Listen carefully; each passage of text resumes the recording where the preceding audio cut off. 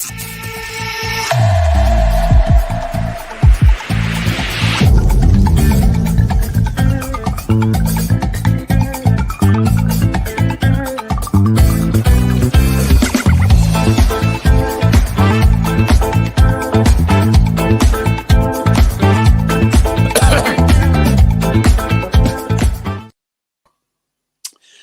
evening. Welcome to Talking Town. Good evening, Mr. Tuxford. Hope you're well. Hello, Mr. Cruncher. Joining me. Thank you for joining me, mate. We can looking forward to a good show with yourself. Right, quickly before we start, don't forget we are partnered with Stowmarket Osteopaths.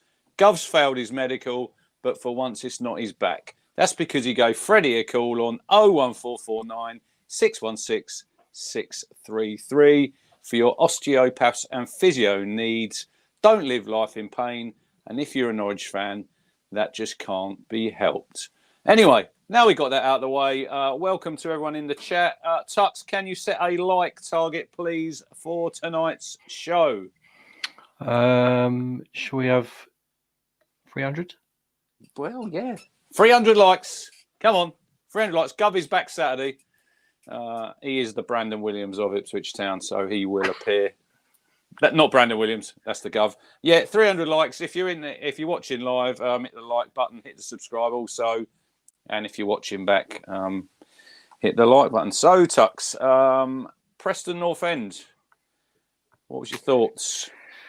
I think for me, it was obviously not expected. Obviously, the first 10 minutes was a bit of a disaster, to be honest with you. But I just couldn't really get my head around. Obviously, Kofi Moore not starting. I think that was, from what most fans were saying, to be honest. But I mean, we spoke obviously before the Preston game, and I think we both said we wouldn't be surprised if we saw Jackson start that game. Yeah. But I think I couldn't really get my head around it why Moore couldn't start, because I know McKenna then come out and said that something about he hadn't played games and he hadn't, been doing this, that, another. But if he's not fit enough, why is he on the bench and why does he then come on the second half then? Because for me, he should have started the game and, maybe play an hour and then bring on one of the other two strikers. So I didn't really understand that comment, if I'm honest. But overall, I thought the second half display was great. And, obviously, we've shown that many times this season where we can come back into games and, sort of prove the kind of deficit wrong in a sense. But probably a little bit too late in the end. Do you think that is so, Kieran? As far as I'm concerned, Tux, he's really methodical in his approach, and I think that's why I probably said to you when we were chatting when we done the Kofi Moore transfer and show. Still available to watch if anyone's not seen it. Yeah, we probably said, didn't we, Jackson in? And I know hindsight's a wonderful thing, but I don't really think it was hindsight, Tux, really, because. We've both seen Jackson play for Town for the last probably 6 years. Yeah. He's actually, I've got the last time we played West Brom at home in November 2018. He came on and scored that night. But we've seen what he can do and we've seen what he can't do.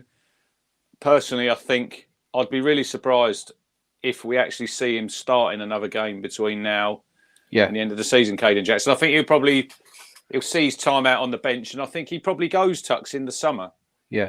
I said to my mate Carl yesterday. I said that we probably won't see Jackson again. Really, maybe not even off the bench. But I think it's a case of that. It depends what team we play, and as you say, McKenna's quite methodical in his approach. And if we need that kind of injection of pace, you'll probably see Jackson come on. But I'll be surprised if he starts any more games, to be honest with you. But I think McKenna likes him, because he does offer that sort of something a little bit different from a wide position or a strike position where it's that kind of pace. But, for me, a striker needs to score goals. And, Jackson, I know he scored against Sunderland and he scored a couple of other goals. But for me, it's not consistent enough. And I don't think he does enough for me to warrant that kind of striking role. And I think, McKenna knows that, hence why he went out and got two strikers. So, he's not done. But, I think from that point of view, it was interesting when you see McKenna first come in,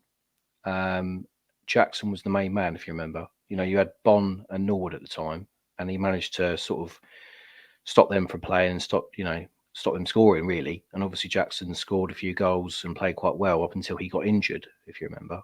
And he was really McKenna's sort of first choice striker. So it's interesting how he does sort of come back to him quite a few times. But what Kiefer offers you is that outlet up top, and that's what we need. And I feel, it's no coincidence that we've dropped points, we've dropped form, because when you think about taking George Hurst out of the side, that's what's happened. We've taken our best striker out of there, and it's not so much goals. While he's got a few goals, it's more about what he does to bring in the likes of Chaplin and Broadhead. And again, maybe those players aren't on form because George agreed.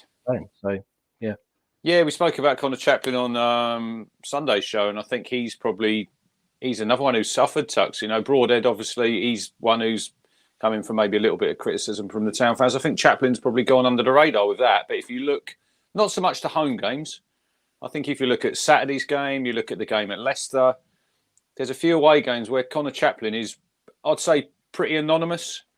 And as a 10, I think sometimes you've got to have more effect on the game. I know it's a little bit different when you're playing away from home, but I totally agree with you with regards to George Hurst, because he makes them other players better. Yeah, he does. Well, I think we spoke about it before. What he brings. Yeah, he brings work rate.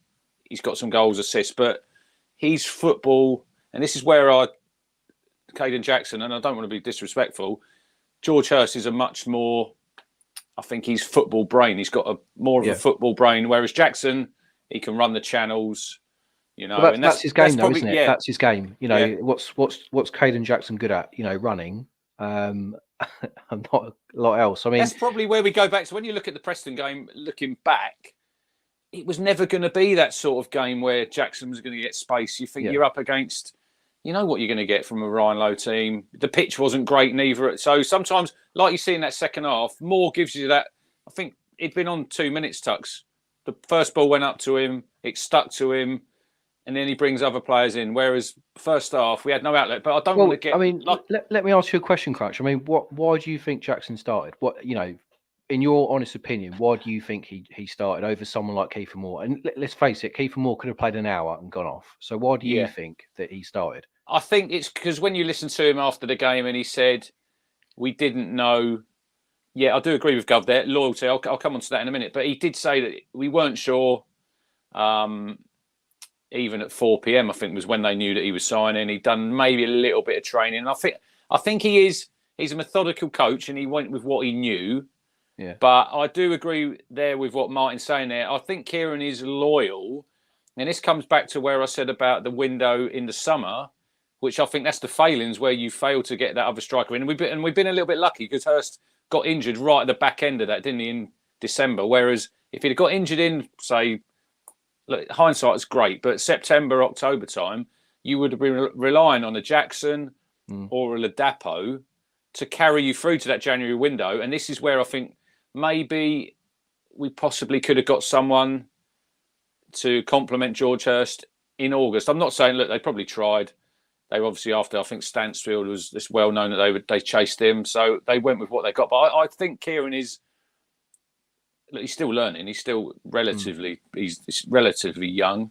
But I still think sometimes he is a little bit too loyal to some of his players. You look at, he gave Aluko a contract. I think that's, and I know what he brings off the pitch. I get that. But it's what they bring on the pitch. You want players contributing, But as far as Kiefer Moore, I mean, I will get onto the teams, what we think it'll be a bit later. We've got Chris also coming in with the West Brom angle shortly. But I think when you look at Kiefer Moore, he's nailed on to start Saturday, isn't he, really, at home? Yeah. I don't think anyone, if I hear anyone saying, I don't think we'll go with him, I think you're mad, because what you saw in that 45 minutes, they were absolutely shitting themselves, the Preston, that they couldn't handle him. Just look at that first goal he scored, Tux. Davis just hangs it up at the back post there. You've got two defenders and a goalkeeper. Because you've played football and you know the defenders are obviously stationary, but he's got the run on them. And you look at the size of him, I mean, blimey, there was only one place that ball was ending. Yeah, I think it's quite telling for me that obviously it was just the fact that he didn't start. But I think a lot of fans said that after the game anyway. But I just, for me, I don't know why he couldn't start at least the first 45. And I feel that again, it's not just him though, is it? Because it wasn't Caden Jackson that let in 2 goals in the first 10 minutes. So very true. It's a team performance, and I don't really know what was going on in that first 10 minutes, to be honest with you. But would Kiefer have made a difference in the first half? I don't know. I'd like to think so. You've had that outlet up front, wouldn't you, that you could pick a ball up. Anyway, joining us now, we've got the most opinionated man in football, Tux. Apparently, this is what he was named when he worked at the FA. Chris Hall joining us from West Brom.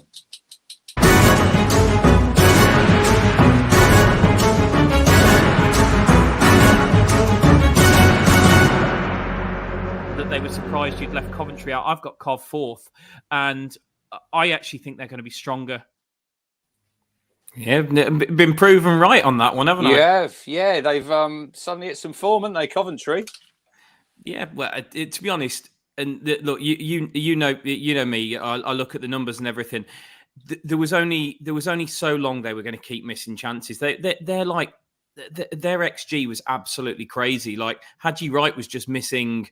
Well, he was missing the kind of chances that I'd miss, mate. So, and given that he cost quite a lot of money, I didn't think he was ever going to continue to play like me. So, I thought they'd come good.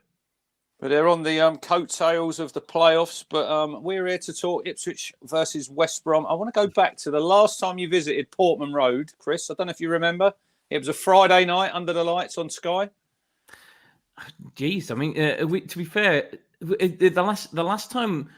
I thought the last time we visited Portman Road was the quarter-final of the League Cup. Was it not that? Well, when we beat you 1-0. Yeah, which, by the way, is the coldest I have ever been freezing, at a football ground. Yeah, it was horrendous, night, didn't it?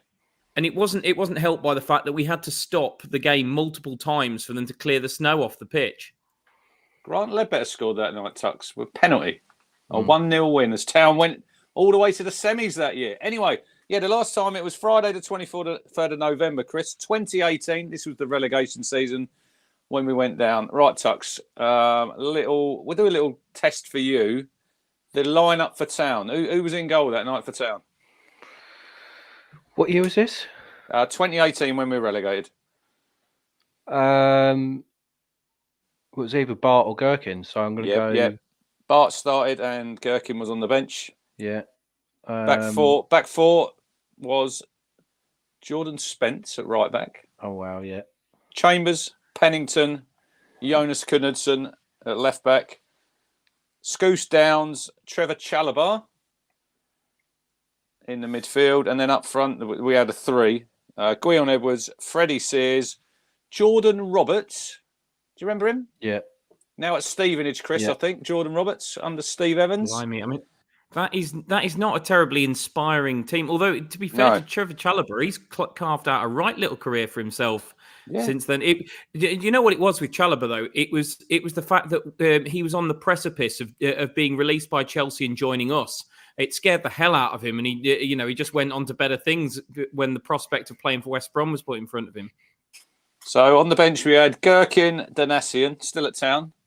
Caden Jackson. We spoke about him. He came on and actually scored in that game, Tux. Grant Ward, Andre Dazelle, Jack Lancaster. It ended Town 1, West Brom 2. Can you name the 2 West Bromwich Albion goal scorers that night, Chris? Blimey. I mean, given the season that it was, Gale and Rodriguez would be a fairly good bet for... You've got one. You've got Jay Rodriguez. Jay Rodriguez scored, did he? This other lad was on loan from Leicester. Oh, Harvey Barnes. Yeah, Barnes scored. What a player, by the way. What a player. The only thing that's held him back is injuries. Otherwise, he would be an England international with quite a few caps, to be honest. He's an unbelievable talent. So I think you finished 4th that season. We did, and we then lost in the playoffs to them up the road, unfortunately, on penalties, Aston Villa. Yeah, was that the season Villa? Did they get promoted that season? Yeah. They went on to beat Derby at Wembley. Was it? Yeah, Well, because we beat them at Villa Park and we put Frank them... Lampard's derby, by the way, that was. Yeah. But yeah, we beat Villa at Villa Park with about 10 games to go and put them like 12 points off the playoffs. And everybody said that was Villa done that day. And they pretty much won every single game after that and romped their way to it, really. Who was the goalie for Villa? Was that Jed Steer that night? It was Jed Steer because he feigned injury against in the first leg when Dwight Gale went for a 50-50, got Gale a second booking and therefore saw him suspended for the second leg. Appalling refereeing, it really was. Who was the ref that night? Oh, I've got no idea. I do my best to not remember referees' names, to be honest with you, because they really shouldn't be that significant in a game, frankly. So obviously Town finished stone last that season, didn't they, Tux? But things have got a lot better since then. But got Darren Moore the sack. Well, yeah. Let's go back to the last time Town West Brom. It was West Brom 2, Ipswich 0 at Hawthorns, and you really did do a number, Chris, on us that night, didn't you? Yeah, but that's us at home, mate. And the thing about this weekend is we're away, and we're completely Jekyll and Hyde. Look, we did a podcast after our game with your near neighbours the other week, and I just titled the whole thing Jekyll and Hyde because it summed it up perfectly. Like we played because the two games were less than a month apart against Norwich. And we played them at the Hawthorns and absolutely destroyed them, and probably should have been more than the one goal that it was. And then we go to Carrow Road and they just take us apart. And we've seen that with Middlesbrough. We smash them at the Hawthorns, and then they batter us at their place. Swansea as well, although we should have been ahead first half at their place, but. Our away record is terrible, and our home record, I don't think any team in the EFL has picked up more points at home than we have since Corbrand took charge. But we're very Jekyll and Hyde. So I came on to your pod before the home game, and to be honest, I was quite confident. I was quite bolshy. I don't feel like that ahead of this one because we're a different team away. Yeah, I've actually got the stats here. So at home, 15 games played. 10 wins, 3 draws, 2 defeats, 33 from 45 points. Away, like you say, totally different story. 14 games played, 4 wins, 3 draws, 7 defeats, and you've took 19 points from 42, and that puts you 5th in the table at the minute, Chris. Yeah. In answer to Mike's question, no, he's not. He's back, but he's very much feeling his way back to full fitness. He's kind of being used for 10 minutes here, 15 minutes there. They're not throwing him in for 90s at the moment. But yeah, our home form's doing a lot of the heavy lifting. The big thing with us is, as I said the last time I came on, because when Mart asked me for a prediction, I said, look, whoever gets the first goal will win. And I always say that about Albion games because we've scored the first goal, I think, 14 times this season. Sorry, 16 times this season. We've gone on to win 14 of them. We've conceded the first goal, I think, on 8 occasions, and we've took 2 points from those games. The big thing with us is we've got to score the first goal, and we don't score the first goal anywhere near as often away from home as we do at home. It's just that simple, really. We're not a particularly complicated team to work out. If you give us the first goal, we can defend probably better than anybody else in the league, and we've got enough quality in terms of pace on transition to hurt you as you start trying to throw the kitchen sink at us, trying to get an equaliser. But if you get the first goal and sit in a little bit against us, we really don't particularly have an answer to breaking that down. And chances are, as we start throwing the kitchen sink at you, we'll concede one on the break. What's your thoughts, Tux, from the game back at the Hawthorns when we lost 2-0? We were absolutely dreadful that evening. Obviously, credit to West Brom because they were really on it that day. But yeah, we were really. I think because we'd had a few good games previously, a few results. So I think it was a little bit of a shock to the system for us at that stage. And we've since kind of had 3 or 4 games a little bit like that. So it's kind of a little bit of inconsistency creeping in potentially. But yeah, fair play to you guys for obviously doing the job on us on that night. But yeah, I think I thought personally we were very very open at the back. I remember us sort of being done quite well on the wide areas. I don't think Davis had a great game from what I remember, but I think you stopped his threat. And I think we've seen from other games this year where if you can stop Davis from marauding forward, that's one of our sort of key attributes. So I wouldn't be surprised if that's something they look at, the West Brom team look at again. Yeah, I didn't think you were that bad on the night. I really didn't. I just don't think you'd come up against a team like us all season, and there's not really another team like us in the division. To be honest with you, I think you'd gone into games, and I mean, to be honest, you are an absolute breath of fresh air to this division because you go into games and you try to win them by attacking football, enthusiasm, blowing the other team away. You're not. I mean, I'm not saying you're not tactical, but it's not Mourinho levels. You never, it's very it's very aspirational football. I would say, I can never see you even if, for example, you did end up in the playoffs and you won the first leg and you knew a 0-0 would take you to Wembley. I could never see you setting up for that, even if that was the result you needed, because you're just not that sort of team. But the problem is, especially at the Hawthorns, we're very good against teams like that. We've beaten Middlesbrough, we've beaten Leeds, we've beaten yourselves. We should have got something against Leicester. Teams that come and are very open against us. I didn't think you did anything worse than what you usually do. I just thought we were kind of kryptonite to you on that particular day. You probably scored at two key moments as well, didn't you, Chris? Because you scored obviously the first goal after about 5 minutes, and then the one in the second half was 2 or 3 minutes. That was from our corner, wasn't it? I remember we just literally got caught short at the back, and then it was 2-0, and it was. I think, other than Leeds, who I think Leeds are probably on their day, probably I'd say up there, obviously one of the best teams in the league. You were the one team who really, I thought that night had done a number on us. I thought you just out muscled us, and I think when Chris says there we're a breath of fresh air, Tux, are we a little bit too predictable how we play? Because is this like, if you look at the game at Preston on Saturday, especially that first half, they pressed us right high up the pitch, and you look at obviously the third goal. Yeah, and I know a lot of people will say we shouldn't do that. We're 2-0 down. The pitch wasn't the best. Maybe we should go a bit longer. But that's not sound under McKenna, is it?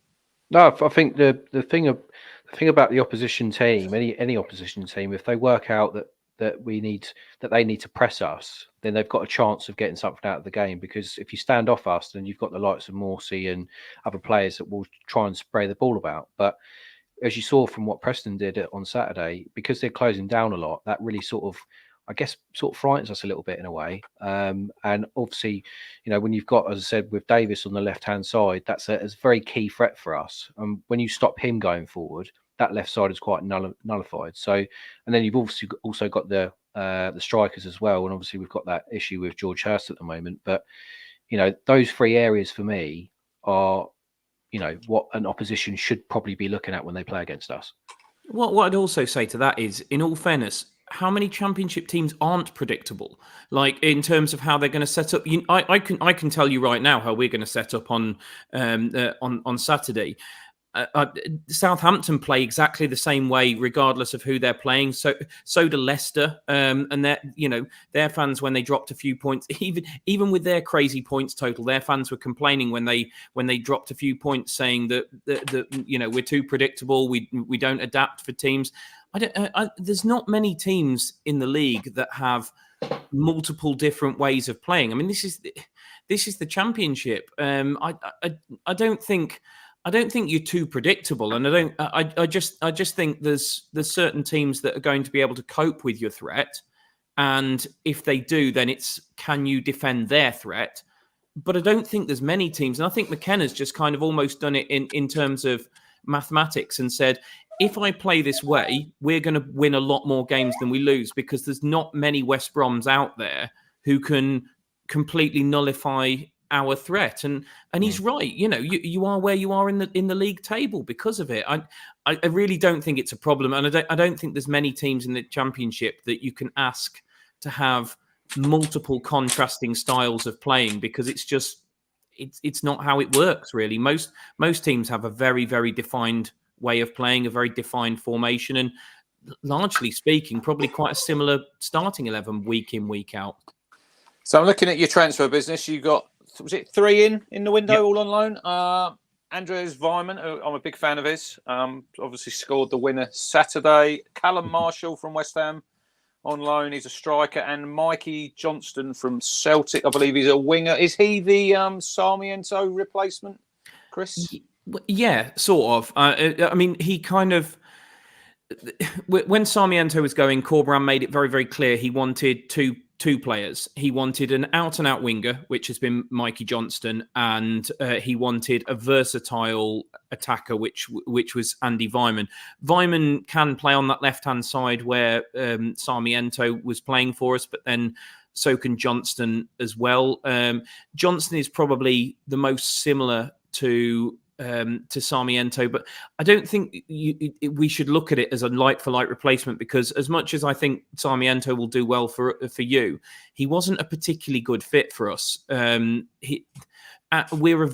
you've seen, we're a very structured, disciplined team, and Sarmiento is a bit of a law unto himself. He's, he's a force of nature at times, but he needs that freedom. He needs to just be allowed to go out and express himself, and he was never going to be allowed that at Albion. Mikey Johnston, Corberan made it very clear, like even before the window, we were heavily linked with him. Corberan's made it clear since that from the 1st of January, Mikey Johnston was his #1 target. So he clearly sees him as a really, really good fit for what we do. Weimann, I love that signing. I mean, his antics after scoring the winner against Blues as an ex-Villa player were just absolutely hilarious. Give him a bit of stick, didn't they? Apparently, I was reading. He walked across the front of the Blues fans applauding them, which he got a hefty shove from one of the Blues centre halves for. And I've seen some Blues fans lose it over it, saying, you shouldn't incite the crowd and all this sort of thing. But I'm sorry, if we're going to sanitise football to the level where a professional footballer can't applaud the opposition fans, I was reading his interview, and he said, "Well, they're obviously giving him a bit of stick, and he's just giving him a bit back." So I think if you're going to give it, when something like that happens, I'm afraid you have to take it. Yeah, but I mean, as a squad, we're much stronger than we were at the start of the window. Johnston looked a good player when he came on. He only got a few minutes. Weimann has done well since he came in again. Only played sort of 45 minutes at Norwich, and then played about half an hour against Birmingham, but has looked good in both of those appearances. Callum Marshall is a bit of a wonder kid from what we hear.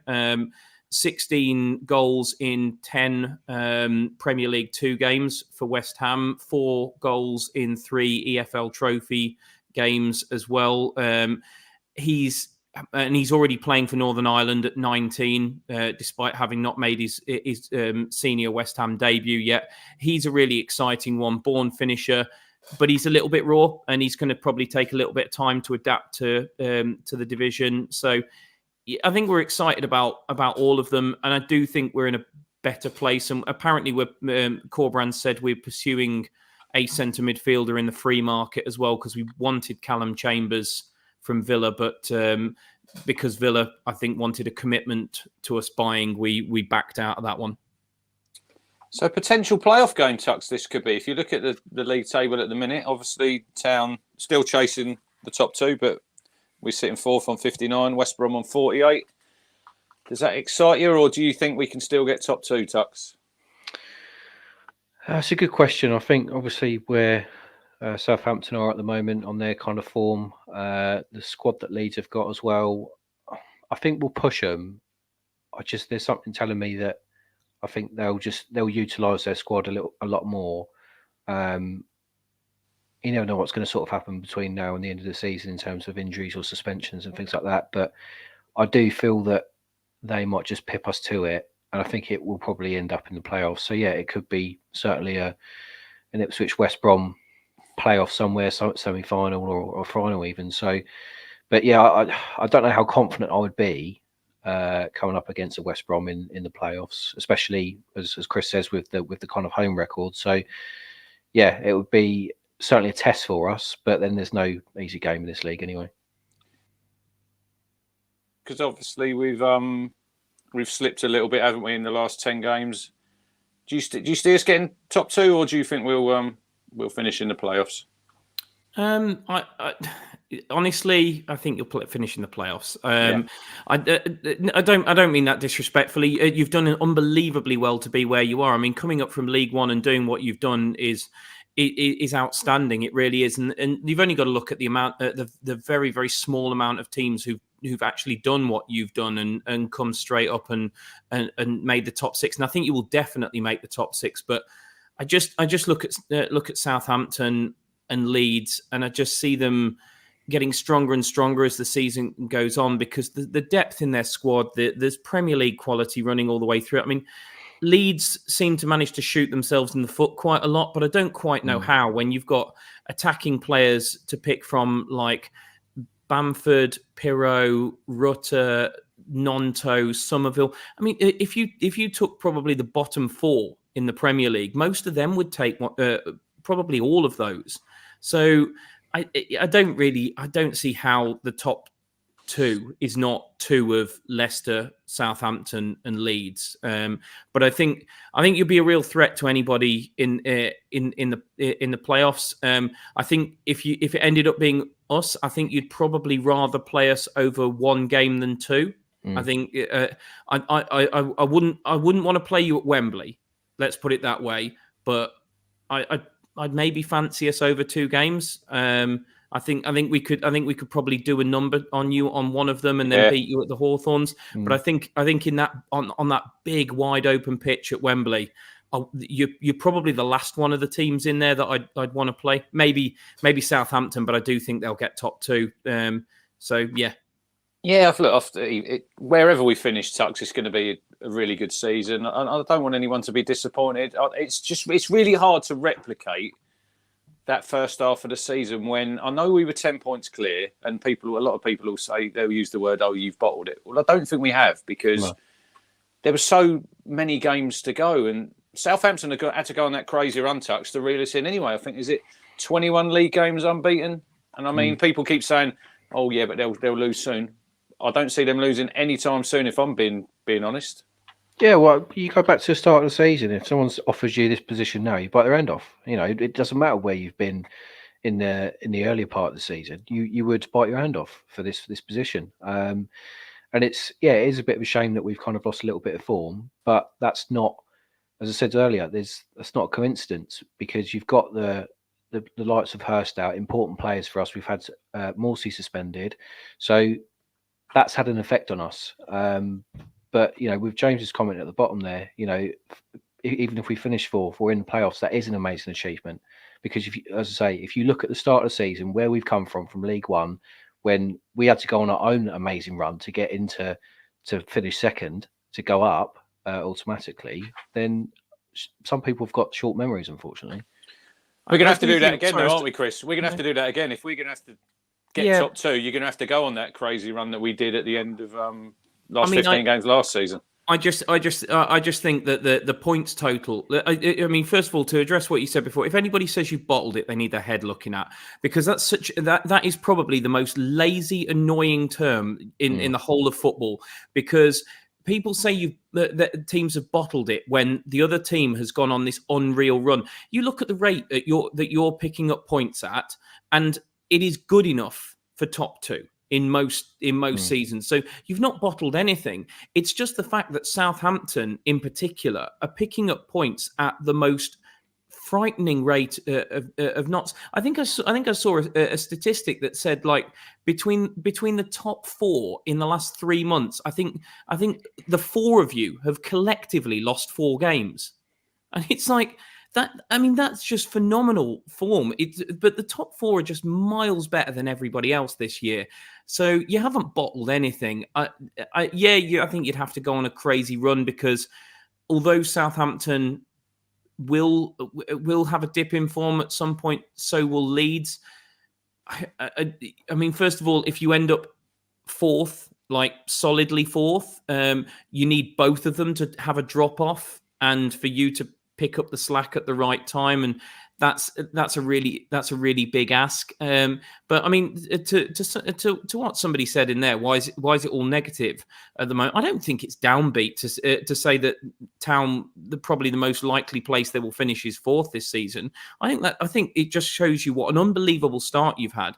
And if you finish fourth, having a reasonably strong end to the season, you will be one of the favourites for the playoffs, because everybody will say the team that misses out in third will go into it on a massive downer.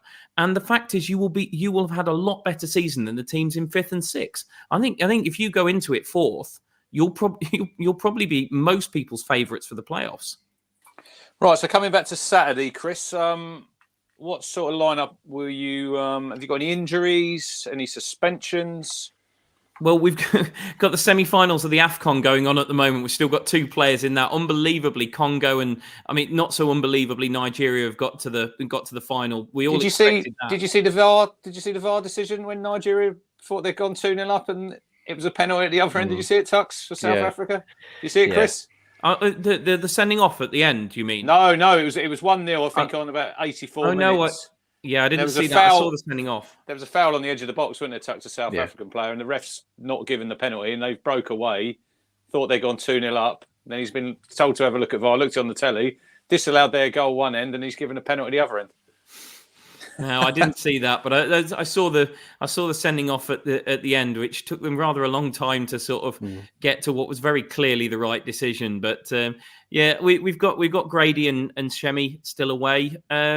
We've got a few long-term injuries. Jason Malumbi's now been ruled out for the rest of the season. He's got to have surgery, and Matt Phillips, not yours, the other one, the superior Matt Phillips, some might say, is back on the grass training, but he's not anywhere near. His hamstring. He done his hamstring, didn't he?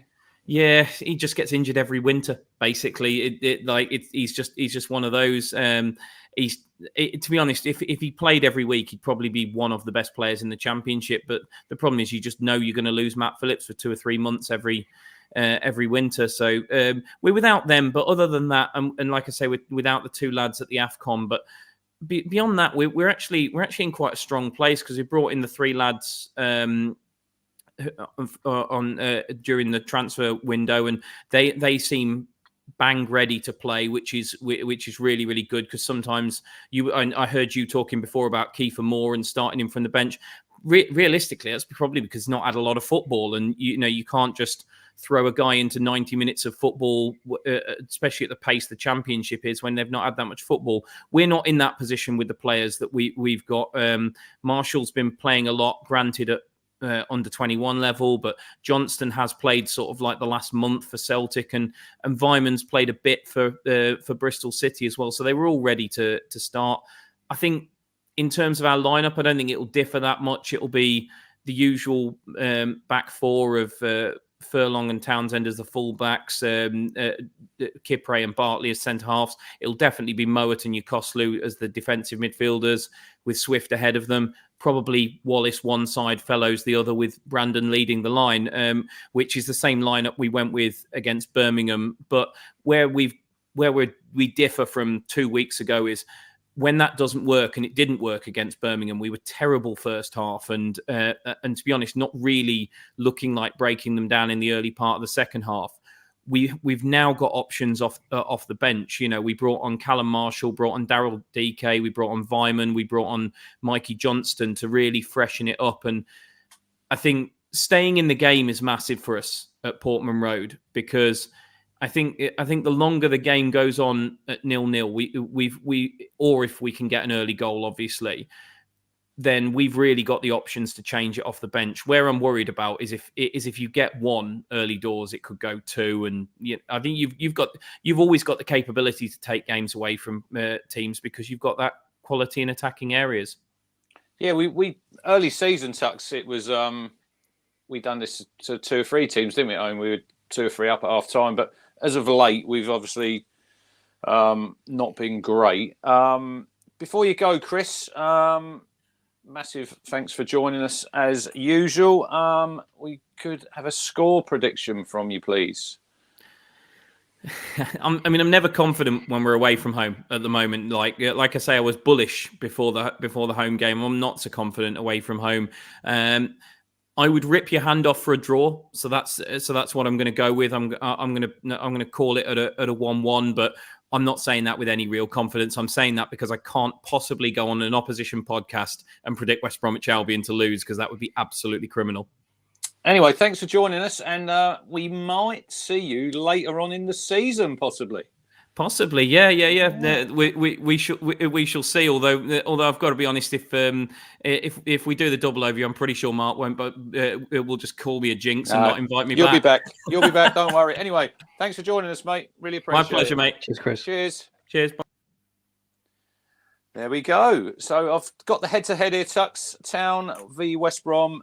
74 games played, 34 wins for Town, 17 draws, 23 wins for West Brom. That is in League and Cup. So, right, let's get on to team for Saturday. What are we thinking? Are you thinking, other than Kiefer Moore, many changes? No, I think it's probably Haladki in goal. You might see maybe Twanzebe come in potentially, but I think Cameron Burgess is obviously back now because Australia have been knocked out the Asia Cup, so he's available for selection. I know there will probably be a few people thinking, will he come in for Fridge? But then Fridge got Player of the Month, didn't he? I know he didn't have the greatest game. Well, he didn't have the greatest first 10 minutes on Saturday, but I think he's been pretty decent. And I did say when Burgess went away, Tux, that this is Edmondson's chance now, because obviously he'd had some injuries, and if he didn't take this chance, it might be that he might move on in the summer. But I think he's come in and he's grabbed it with both hands, and I think he'd be really harsh on Fridge if Saturday at 11:30 when the teams come out and you see that Burgess has come straight back in, because I don't think Edmondson's really done a lot wrong, if I'm honest.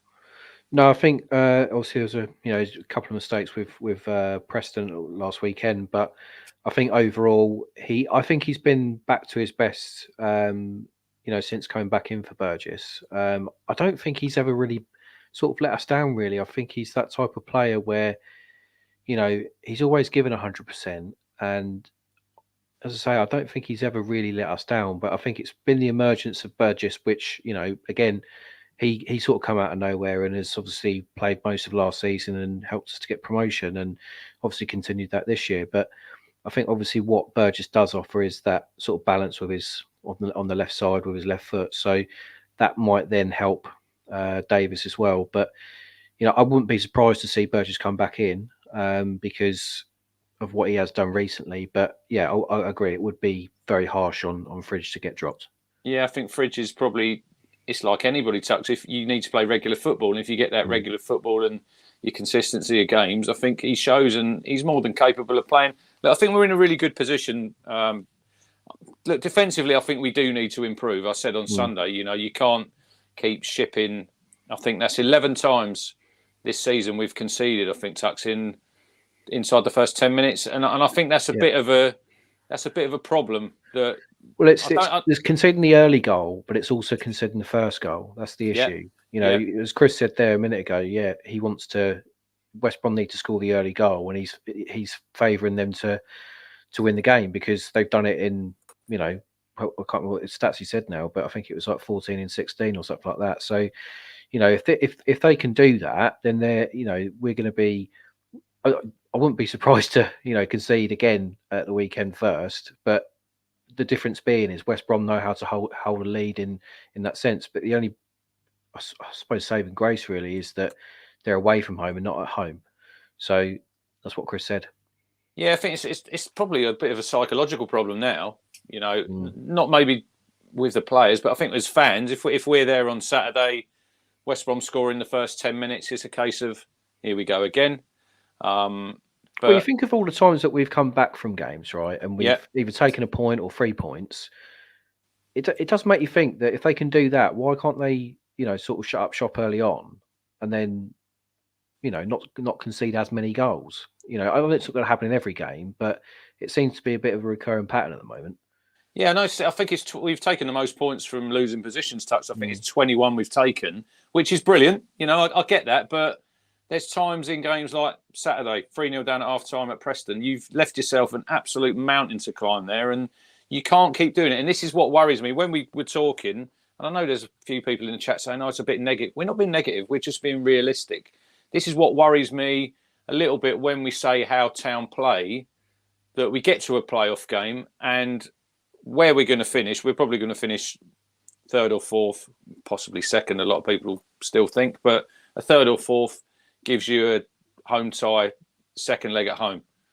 But what worries me is you chuck in a Preston or a West Brom or a Birmingham away performance in your first leg away from home. Yeah, and that tie might be over. You know, so we've really got to tighten up defensively. I think that's probably a place that I wouldn't be surprised in the summer if I think we could do with signing a top class centre half. I know we've got some good centre halves, and you never know. Like you say, Twanzebe might come in.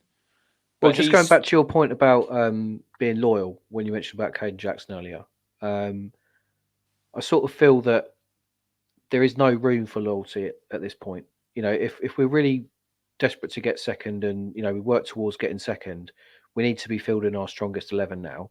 So if that means Burgess coming in for Fridge and dropping Fridge, and obviously, as to say, as you said as well, it'd be unfair to him. But we've got to start our best side. And if McKenna thinks Burgess is his best centre half alongside Wolfenden, then start him. There shouldn't be any argument with that, really. Yeah, I don't disagree with that. And moving on to the midfield, talking about your best two, it's going to be Morsey and Luongo, I would have thought. Yeah. I think Luongo got a little bit of criticism over the last couple of weeks. Is he a bit tired? I don't know. Is he suffering through injury? I don't know. But I think the most important thing is that we've got Morsey back. And again, I know he probably wasn't at his best against Preston, but I think everyone's allowed to have a kind of bit of an off day. Hopefully he'll be back to his best on Saturday. But he's a massive player for us moving forward. And I suppose it's a little bit of a shame that Jack Taylor's out, but then I don't think he's quite the player that McKenna wanted, in a sense, because I think Taylor will improve under McKenna, but there's sort of elements to Taylor's play at the moment, or certainly the games he has played, where he's sort of lacking in that sort of defensive role. So the little areas that Luongo covers, I think he's sort of missing that from his game at the moment. But yeah, you also got Travis that could come in, but I think it probably will be Morsey Luongo, yeah. Yeah, we spoke about Jack Taylor, and he's obviously come from Peterborough Tucks, where he was. I'm not saying he's not a forward-thinking player when he's at Town, but he's got to learn a different role because he's playing that little bit deeper. I think sometimes when you see his best football is when he comes off the bench. You know, the game's stretched a little bit. I like it when he gets the ball and picks it up in that centre and he can drive forward. But I still think there's loads to come from Jack Taylor. I think he'll still be a really good signing. Yeah. Wide areas for the game on Saturday, are we thinking Sarmiento against his former loan team and Wes Burns? I can see Broadhead starting. I can sort of see Sarmiento coming on for that sort of injection of pace. So I feel like Broadhead might start, Keith Moore up front, and you know obviously Wes Burns on the right, Chaplin just behind. So I think that would be the four that he goes with. But Chris did say that, didn't he? He was saying about West Brom's bench, and I think the game here could be won. I think it'd be quite a tight game, if I'm being honest. I think the benches and the subs, I think they could be pivotal which way the game goes. Yeah, I think that the only thing I'd say with McKenna's sub sometimes that it does affect the rhythm of play sometimes, in that because we don't tend to make just one substitute at one time, we always bring on probably maybe 3 to 4 subs at one point. So I think sometimes it does affect the game, but then there's been points where you know McKenna's brought on players, and you know that substitute has assisted the other substitute to score the goal. So you know we can't complain too much, but there has been times I've noticed that where it sort of disrupted the rhythm, I suppose. But I do agree. I think the substitutes will be telling, and it's when he brings them on as well, because sometimes he might bring them on a bit later. But it's it's always the forward line, really, isn't it, that kind of gets the sort of the change. It's probably Burns and Broadhead that go off for. Yeah, sometimes he changes the whole three, didn't he? He changes the whole three. I'm looking forward to seeing Al Hamady. He was quite impressive. Yeah.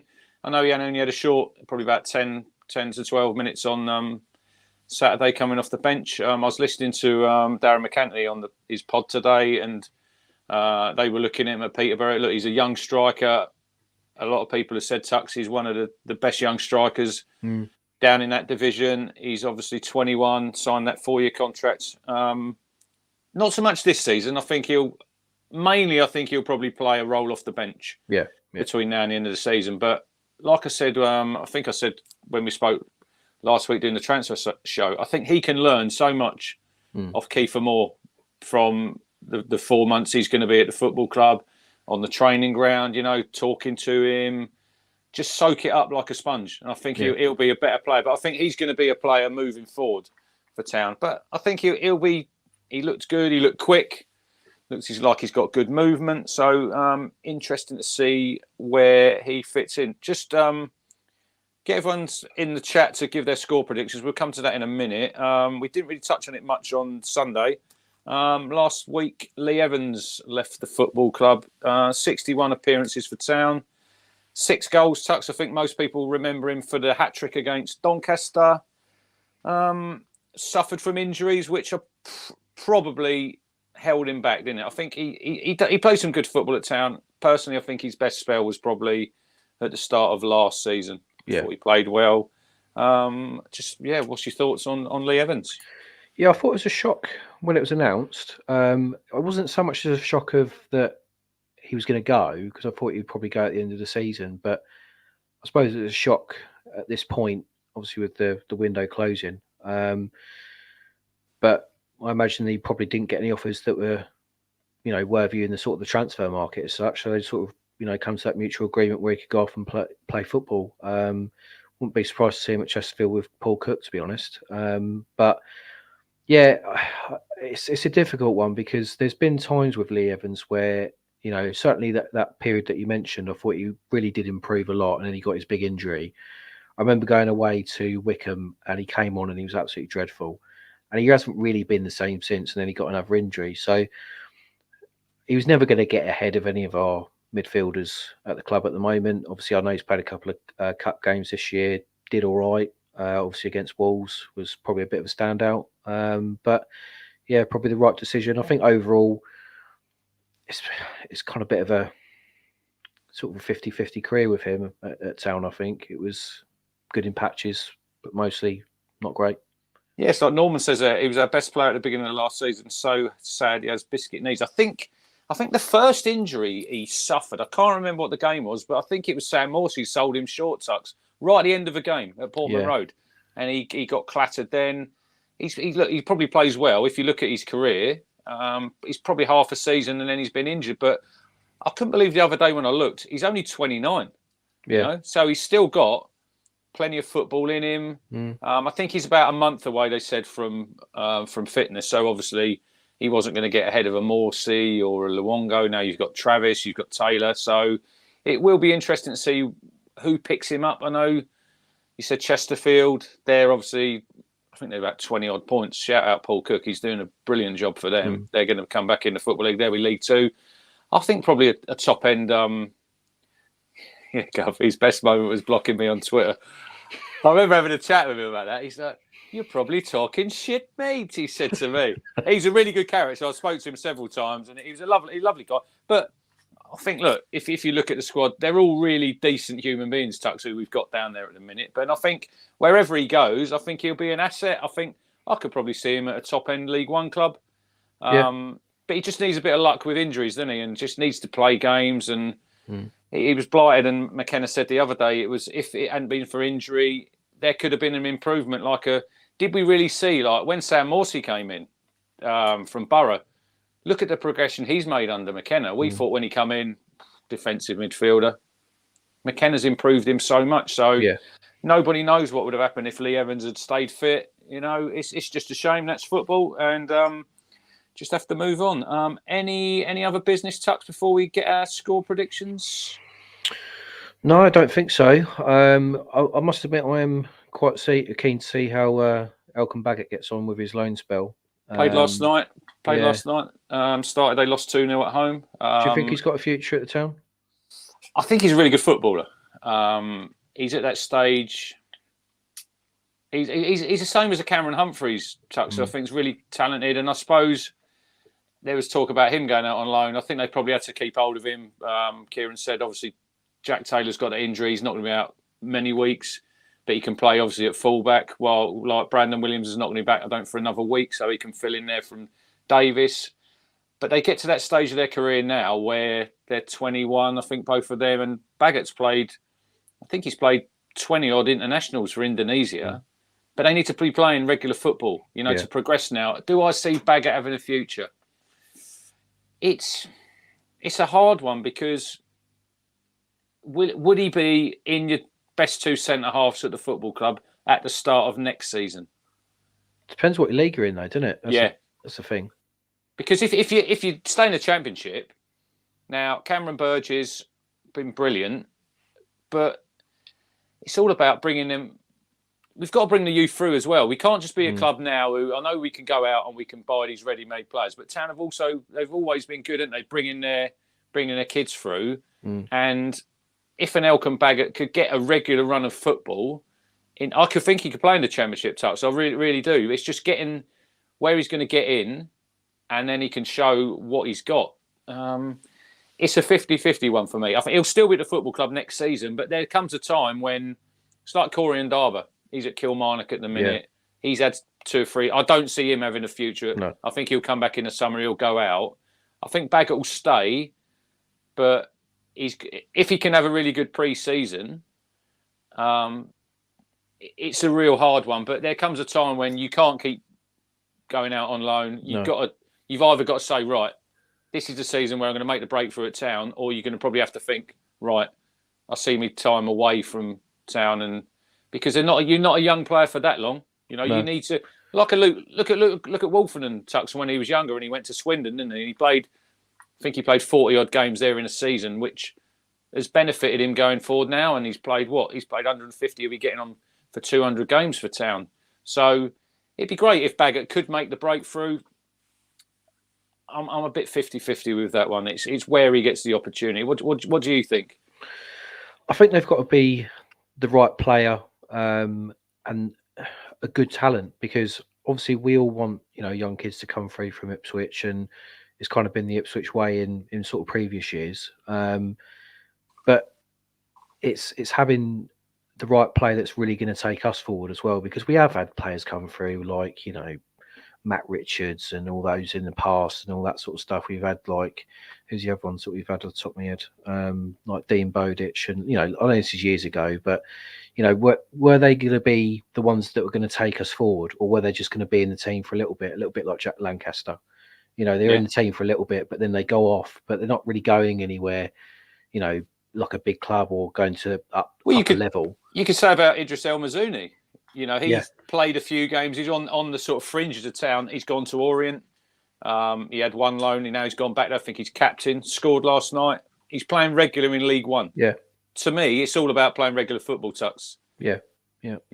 And I think defensively, like I just said a little while ago, is where I think we'll need to improve next season. And I wouldn't be surprised if we didn't make. Well, it depends it all depends on what league you're in. I think for me, someone like Corey and Darber, he got a chance because we were sort of like 6s and 7s as a club. We didn't know what league we were going to be in. It's kind of like League One pretty much, and weren't going anywhere. So that's when Ndaba sort of got his sort of chance to get back in. But as a progressive club now, you've got to kind of build for the future. But can you take some people with you? And obviously McKenna wants to, and I think he wants to build a team with a Cameron Humphreys, certainly. Not sure about Baggett, but certainly Humphreys. But it's where you fit him in. Like for me at the moment, he's got a lot to learn. If he's going to play, and this is Humphreys I'm talking about, if he's going to play left wing back, he's got a lot to learn, because he is a central midfielder. And you could sort of tell when he was playing against Maidstone the other week that, the way he wants to keep the ball is because he's a centre midfield. He wants to release the ball and keep it sometimes. And that's not really what you want to do always as a left wing back. You need to sort of maraud forward a bit. So it'd be interesting to see how he develops his career as a player and in what position. I think with Baggett, I can see a Championship side coming in for him if we're in the Prem. As a loan? as a loan or maybe a top League One club, yeah. But yeah, probably as a loan. I think we'd probably keep him maybe for the same length of time as we've had Ndaba, but it's that kind of sort of insurance that if you do get relegated, he's another player that could come back into the mix because he's played games at a Championship level or a top League One level. So I feel like he probably would. So if we're in the Premier League next year, he'd definitely go out on loan again. Yeah, but I think if we don't and we're in the Championship, I see defensively that's where I think we need to, like you say, you can't be loyal. You can't be loyal to your players, and we might all look. We all love all these players because they achieved something last season, but one by one they're disappearing, and you're probably going to have to refresh your squad anyway. Well, if you go in the Premier League massively, but if you don't, you're going to refresh your squad, and we spoke about it here before. Probably with a Leif Davis going out, for 20 plus, and then hopefully you can spend some money then and. This is the point, I think, why people really want us to do well this year is obviously because we all want Ipswich to do well. But when you see the team that we've got at the club, you know, you've got certainly the manager, McKenna, you know, if we don't go up this year, he's going to have a lot of suitors. You've got Davis as probably the number one that's going to be certainly Premier League player. You could also argue that, you know, players like Wolfenden, you know, Chaplin potentially as well. These types of players will be, you know, headhunted for a bigger club. So that's the worry. But you'd like to think that some of it is that, you know, they enjoy playing here. But, you know, we're not silly. You know, we know that they want to go and play Premier League football at some stage in their career. So that's the only issue that I have, and probably concern with it, I suppose. But who doesn't? There's a question in the chat here. It says from Norman Greenwood, what centre backs would I sign? I've said it on here before. I'd go for Ronnie Edwards at Peterborough. He'd be top of my list, Tux. I think he's a real good player. But it all depends what league we're in, you know. But we don't know that. But Saturday, we know we're playing West Brom, 12:30 on Sky. I'd love a 3 o'clock kickoff at Portman Road, Tux. We've got to wait a few more weeks for that. I think it's Coventry was the last 3 p.m. kickoff, and that was at the start of December. Right, before we go, what are you thinking? What's your predictions for Saturday? 3-2 Ipswich. Wow, that'd be a game, wouldn't it? I think it's going to be. I think it'd be a real tight game. I think it's going to be decided by the benches, but I feel it's a game Town to have any chance of the top two. We've got to be winning this game on Saturday. When you look at Southampton playing Huddersfield, Tucks at home, 3 points for them. Leeds playing Rotherham at home, 3 points for them. So Town have really got a... Well, we can put a little bit of pressure on these two teams because obviously we're playing before them. So I think, I don't know, like, without using the term, I don't think it's a must-win game, but I think it's a key game because it will do us a world of good for confidence. That's the main thing for me because we've just come off, obviously, the cup defeat. Bit of a disappointment at Preston, albeit for a good second half performance. But to really give us some confidence, we need a win Saturday. Yeah, performances now. I know we want to play well and win. I think performances don't really matter, Tux, at the minute. It's points on the board. So we've got Colin goes 3-1 Town, Matt Stannard 3-2, David Bergin 2-2, Trevor 2-1, Charlie 1-1, Jamie Legg 2-2. I'm going to go for a late winner for Town, Sarmiento against his former club on loan, and then he can run and do a knee slide right in front of Carlos Corberan. Anyway, cheers for joining us, Tux. Cheers for Chris. Thanks, everyone, for watching. Don't forget, like target 300. If you haven't hit the like button already, smash the like button. Gov's back on Saturday with your match reaction show. That's all for tonight, and come on, you Blues. You make me smile when I think of you. If I am down or when I am blue, I can't get enough. Oh, yes, lover. You make me happy, I feel so fine. Oh, how I wish that you were mine. I can't get enough. Oh, yes, lover. Oh, please, lover. I woke up all soaked in sweat, with chills running down my neck. crazy from just the thought of you. A long blonde hair